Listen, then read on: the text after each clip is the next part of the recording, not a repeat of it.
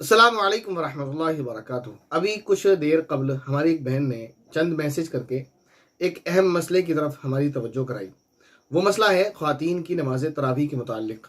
उन्होंने जो है चंद मैसेज किए तो हमें ख्याल हुआ कि ये इंपॉर्टेंट बात आप सभी को बता देनी चाहिए, वरना हमारी वो बहनें जो तरावी पढ़ रही हैं कहीं ऐसा ना हो कि उनको भी इस नुकसान का सामना करना पड़े, और ऐसा ना हो कि वो तरावी पढ़ रही हों और उन्हें पता चले कि उनकी तरावी सही होती ही नहीं है और उनको तरावी पढ़ने पर सवाब भी कुछ नहीं मिलने वाला है, क्योंकि जब तरावी सही नहीं होती है तो सवाब भी कुछ नहीं मिलेगा। तो क्या फ़ायदा वो जो है 1 से 1.5 घंटा ख़राब करें और 20 रकात तरावी पढ़ें जिसमें वो खड़ी हों, रुकू सजदे करें।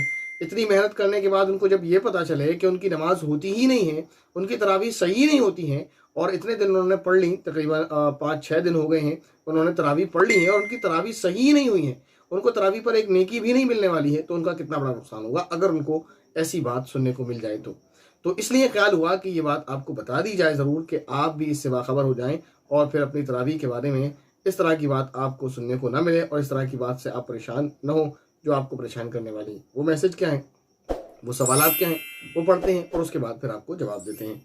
सवाल है उनका, अस्सलाम वालेकुम वरहमतुल्लाहि वबरकातुहू। वालेकुम अस्सलाम वरहमतुल्लाहि वबरकातुहू।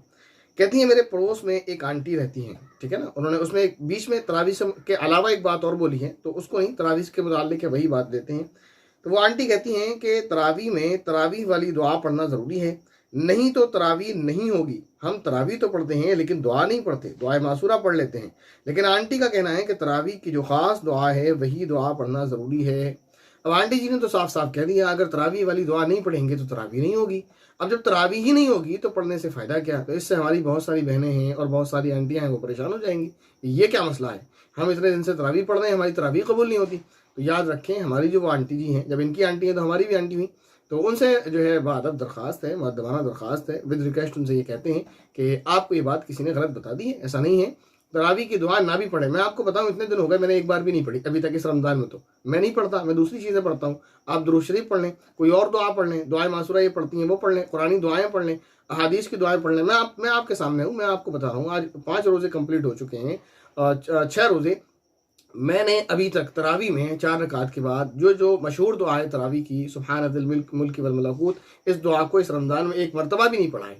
आप 4 रकात में जो बैठते हैं वो बैठना मुस्तहब है, उसमें आप कुछ भी पढ़ सकते हैं, आपको इख्तियार है। कोई तरावी की दुआ खास नहीं है, लोगों ने उसको इतना खास कर लिया है और ऐसा समझा जाने लगा है। इसलिए अब ये ज़रूरी होता है कि लोगों को बताया जाए कि उस दुआ को पढ़ना बंद करें, वरना लोगों में इस तरह की अफवाहें फैलने लगेंगी। वो तरावी की कोई दुआ खास नहीं है, वो तरावी की दुआ नहीं है, बल्कि 4 रकात के बाद बैठने के बाद कुछ पढ़ा जाता, तो पढ़ने के लिए कुछ भी बता दिया जाता, तो वो एक दुआ बता दी गई कि आप इस दुआ को पढ़ लें। लेकिन लोगों ने इसके बारे में इतना ज़्यादा गुलू कर रखा है, हद से ज़्यादा तजावुज़ कर रखा है। कुरान करीम इस चीज़ को पसंद नहीं करता, अल्लाह के नबी सल्लल्लाहु अलैहि वसल्लम इस चीज़ को पसंद नहीं करते।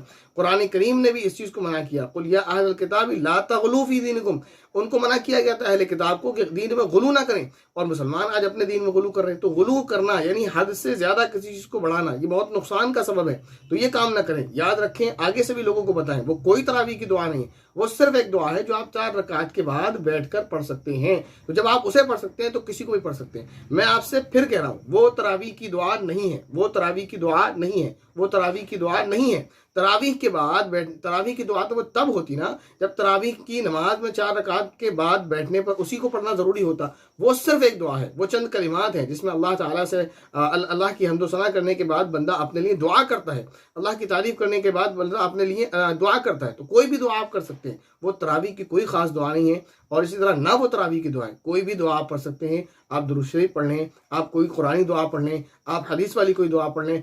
आपको कोई दुआ याद ना हो तो आप अपने अल्फाज में कोई दुआ मांग लें। 4 रकात के बाद बैठना मुस्तहब है, बेहतर है, उसमें आप कोई भी दुआ पढ़ सकते हैं, कोई भी दुआ मांग सकते हैं। याद रखें, मैं अपनी आखिरी बात, जो पहली बात है उसको आखिरी बनाकर और फिर अपनी बात को मुकम्मल करता हूँ। वो ये कि तरावी की कोई ख़ास दुआ नहीं है, और जो लोगों में मशहूर है तरावी की दुआ के नाम से, वो तरावी की दुआ नहीं है। एक दुआ है, वो भी पढ़ी जा सकती है और उसके अलावा कुछ भी पढ़ा जा सकता है। उम्मीद है ये मसला आपको बहुत अच्छे से समझ आ गया होगा।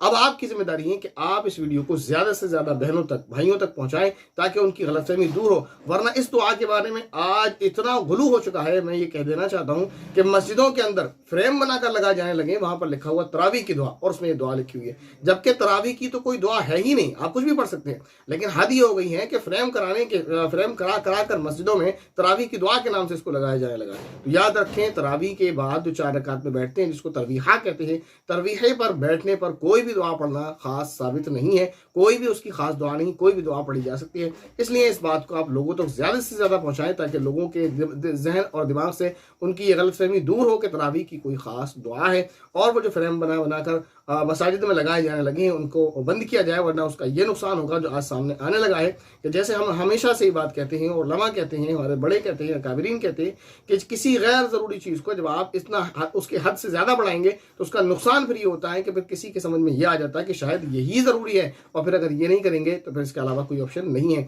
जैसा कि अब इतनी गलतफहमी हो गई है कि एक आंटी ने, ज़ाहिर है उनकी एक अच्छी खासी उम्र होगी और उन्होंने अपने से तो नहीं कह दिया, उन्होंने भी सुना होगा, तो और इन्होंने पता नहीं कितने लोगों से कहा होगा और लोग सुनेंगे, तो ये एक फिजा बन जाएगी, एक नया मसला पैदा हो जाएगा कि अगर किसी को वो दुआ याद ही ना हो तो तरावी की नमाज ही नहीं होती, जबकि तरावी की नमाज से उस दुआ का कोई लेना देना नहीं, कोई लेना देना नहीं, इतना भी नहीं जितना मेरे इस रुमाल से लेना देना, इतना भी नहीं।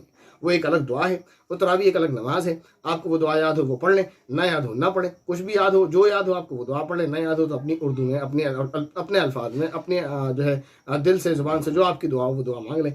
उम्मीद है मेरी बात आपको अच्छे से समझ आ गई होगी। आपकी जिम्मेदारी है कि इस वीडियो को ज़्यादा से ज़्यादा लोगों तक पहुँचाएँ और लोगों की इस गलतफहमी को दूर ज़रूर करें, वरना ये गलतफहमी लोगों में फैलती चली जाएगी और फिर इसका बड़ा नुकसान होगा। अस्सलामु अलैकुम वरहमतुल्लाहि वबरकातुहू।